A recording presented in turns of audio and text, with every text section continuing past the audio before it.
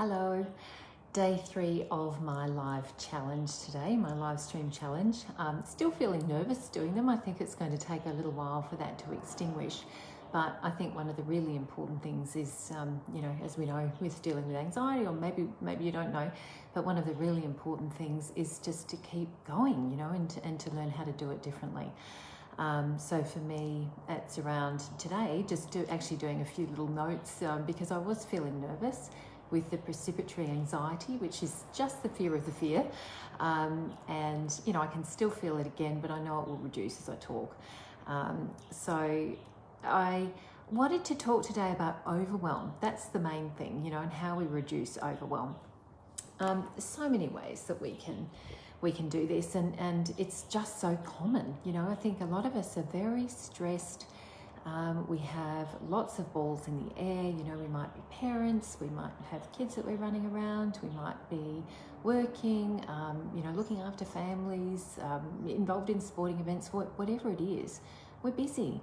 And a lot of the time that can lead to some imbalance, I suppose, imbalance in life, in that we feel more stressed, more overloaded, and aren't necessarily taking care of ourselves or doing the things that we need to do to be able to get some equilibrium back again. So a good example of that is, I have certainly been feeling overloaded for quite some time, with running the practice, now really stepping into the CEO role. But I started Northside Psychology just by myself some 14 years ago, and have built an extraordinary team since then, and I really cherish them all. They're amazing people. But for a long time, I was juggling, carrying so many different hats, or wearing so many different hats, and juggling things, and it's really hard. And I've realised, in fact, I was talking to some colleagues about it this morning, that it feels like I've been running for a long time, and it's almost like with those things, I don't know how to stop running, but I know I don't want to be on a treadmill. So it's really important to do that. And one of the things that's helped me even today to just realise where I'm at is having written down my goals. I've always used calendars, I always use Outlook, I've got lots of tasks in there and things that I'm wanting to do, but actually writing down, managing it differently. So I'm writing down what my goals are and then my priorities for the day has actually really made quite a big difference. As has reflecting on other people's goals and what they're setting out to achieve. It's made me realise that I'm consistently pitching it very high, and that's a choice. I don't need to pitch things that high for myself. So that's quite liberating to realise that, and to be able to take a step back and decide to do things differently. So I'm probably completely off track with my notes, but it doesn't matter. I think it's there as a crutch actually only anyway. And just in case, I don't know, freeze, not that I think I'm going to freeze, but just in case. So I'll just keep going and I'll roll with it because I think it'll be better that way. So dealing with overwhelm, I think, firstly, we just have to recognise how incredibly common it is. Not that I'm saying that's a good thing, but I think it's really important to normalise it. And even, seasoned psychologists like myself and, other business owners or I don't know, people who've been around for eons, we still, we're learning every day, and it's not just about what we learn, but we need to be doing it. And I'm just as guilty of that as the next person. I'll often say to my clients, when we go to the physio, that it's really important that we do the exercises after we've been to the physio. That's how we get those results. And I'm guilty, as well of sometimes not keeping those up. So, it's about implementation. It's about practicing. And what I'm realising more and more, and again, I say this to my clients, but I'm guilty of not always doing it myself. I don't carve out enough time to reflect because I'm busy running. So, if I did New Year's resolutions, that's probably what it would be, but I don't do them anymore. But it's great practice just to reflect and realise what we can start to do differently to manage overwhelm and that sense of being scattered otherwise. There's a very good reason why we feel scattered. And, you know, at the end of the day, when we're feeling stressed, when we're feeling overwhelmed, when we're feeling overloaded, as so many of us do, the whole fight or flight system, you know, is activated. And in fact, what that does for survival, you know, for very good reason, is it cuts off the prefrontal cortex, the smart part of the brain, goes offline. So it doesn't help us in situations when we're, say, feeling overwhelmed at work, or if we're feeling overwhelmed and we're trying to, I don't know, liaise with people or whatever, because we're not thinking straight. We can't think straight. We can't activate that part of our brain. And it's offline because it's trying to help us survive. Now, the problem is the more that this happens, the more that it becomes hair triggered, the more it becomes more easily activated as well with particular situations. That's how anxiety can generalise, and I think that's how, you know, how we can end up feeling overwhelming stress in different situations. Even if we're feeling calm, we can go back into a situation that we've been stressed in before, and that system activates again because our brain is trying to help us and trying to protect us. So, you know, there's an optimal range of stress, and there's a range, you know, that and I am going to jump around here, okay, so you just have to go with me, but it's just how I think I fly better, so my apologies. And you know, by all means, if you have any questions or anything, you know, come back to me later. That's fine. You know, you can send me a message, or however you guys do this sort of stuff in Facebook. Very happy to help. But, you know, there is an optimal range of stress. There's, you know, we can be under stressed, we can be, you know, optimally stressed, and we can be overstressed. And you know, ideally we'd be in that sort of sweet spot in the middle. If we don't have enough stress, we don't get up, we don't get moving. If we have too much stress, you know, things just start to shut down, and we can't think clearly. And our whole systems, our whole body is negatively impacted, actually. So it's really important to recognise, you know, what's going on, to watch what we're doing, to watch ourselves, to observe, and to figure out ways of being able to bring that back down. And of course, that's what we do as clinicians in helping people, you know, get to that point and develop the skills and tools that they need to work effectively there. And everybody's different. What works for one person is not going to work for the next necessarily. So it's really important that we all build up a whole repertoire of tools so that we can draw on different things on different days, depending on what suits our need on that particular day, even sometimes depending on what suits the level of stress or overwhelm or whatever it is. You know, if we only have one tool, we tend to treat everything as though it was a nail, as Maslow says. So, really important to realise that these are skills that we develop. That these are not skills that we're born with. They're not always easy, you know, they're not always easy to remember to do, and particularly the more overwhelmed we get, you know, I think that the easier it is to be able to let these things go, thinking I'll come back to it, or I don't have time to it. But in fact, taking that step back, taking a breath, or breathing out, I find is the first thing. Because when we're really stressed, we have those very shallow little breaths up here, and, you know, the gases in the blood change, and that can whoosh up that sort of stress and anxiety response further, which is not what we want. So, you know, I find often just breathing out really deeply first is very, very helpful in being able to regulate and bring those levels back down. And some people are going to be able to do this much more easily than others. You know, some people, because of experiences that they've had, are going to be more predisposed to feeling heightened stress or anxiety and that overwhelm. Some people, because of those experiences, that can get triggered, and it's much harder for them to be able to come down, right? Others will go up, and after a period of time, they're going to naturally come down. Other chemicals kick in, and it helps to bring them down. But some people don't have enough of that to come back down. And again, this is where some of these skills are actually really crucial in being able to help people to regulate their affect, you know, regulate their emotion. Others, for instance, you know, are going to find it more challenging to be able to develop these skills, and perhaps even need it more so than others, because maybe they have ADHD, or maybe they're on the autism spectrum.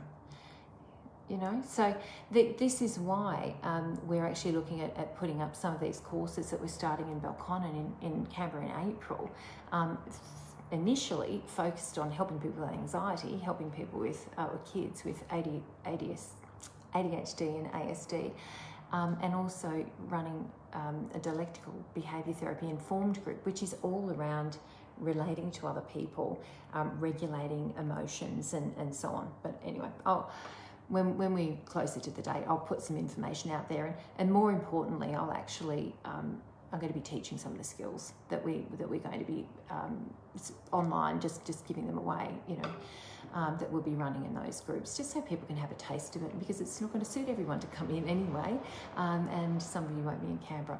But that's not my purpose here. My purpose here is to be able to assist, and whatever happens to come to mind on a particular day with whatever I'm working on, and whatever I think that the need is. And I think at the moment, part of that is just even coming from my experience, just this realisation of being just constantly feeling, like I'm running. So I digress, jumping back again. What do we do?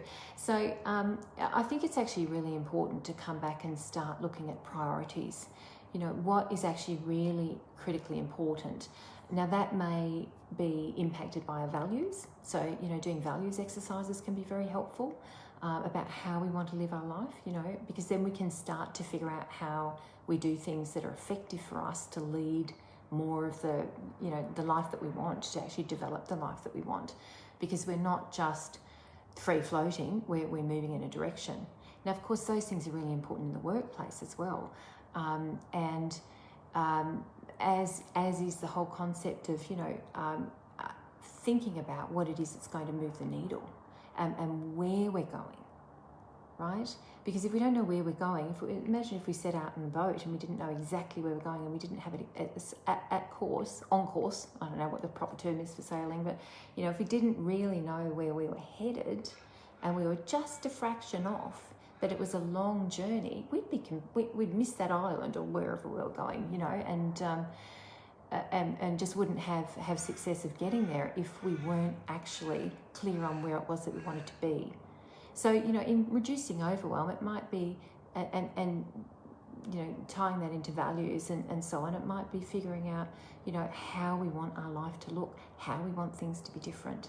And that can then give us a goalpost to which we need to sail. All right. I think reducing those huge lists, and I'm certainly guilty of that, reducing those huge lists and again, just boiling it down to 3 priorities is really critical in reducing overwhelm. And sometimes even just checking in with others to see what they think, and that's where it's been quite enlightening for me, even just working with some of my colleagues around, the country. As some of you know, I was in a working retreat over the weekend, and we catch up on Tuesday mornings as well. I'm in a couple of groups on Tuesdays for about 4 hours. I'm with these practice owners from around the country, and it was just really interesting hearing other people's goals and comparing them to mine.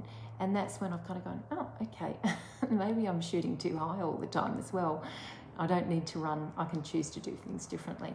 And again, some of this links back into the responding, not reacting that I was talking about yesterday.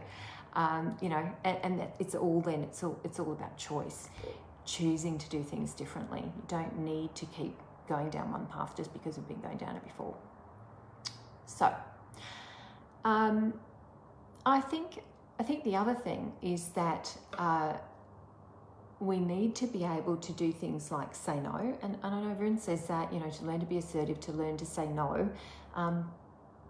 There's a lot of skills that need to be developed to go into that. And sometimes there's some work that we need to do about our core beliefs to enable us to get to that point where we can do that. But it is important, as is the whole concept of delegate, do or dump. Is it really important? Does it really need to be done? Can it really go on the back burner? Can someone else do it? Or do I really need to do it? So really, again, coming back and boiling down and having a good look, standing back, getting away from that busyness, taking time to reflect and actually, working out these concepts. And a lot of the time, it's really important to actually do this on paper. to write it out, because that's when we can see it better. And again, that's partly what's happened with me this week, where I've written it out in a different way, not just in my moving tasks I didn't get done to the next day or the next week in my outlook, but actually looking at it going, right, look, I'm just setting myself up for failure there. That is not achievable, and there's nothing wrong with that. I just need to be realistic so that I can keep going. And with me, I can keep going, but other people, and I suppose depending on where they're at in their life or what else is going on, others can feel so overwhelmed that they shut down, they withdraw, they procrastinate, they pull away, they can feel depressed. It can become, things can start to have a negative ripple effect when that happens. So the other thing, of course, is to put structures in place. And, whatever that may be. So for me, if I link back to my example that I've started talking about today, for me, I have now put a management team in place in my practice with a business manager who's been an operations manager of several medical practices at once previously, I think up to 5. So, extremely capable, doing an amazing job. And that has allowed me to step back and actually really step into a CEO role, as opposed to trying to keep all the balls in the air with every aspect of the business and the operations as well. And that, of course, is enabling me to do this, which is about just giving away certain content to people, and helping people, getting some of the stuff out of here and putting it out there for whoever it might be able to assist, which is lovely and really nice to be able to do.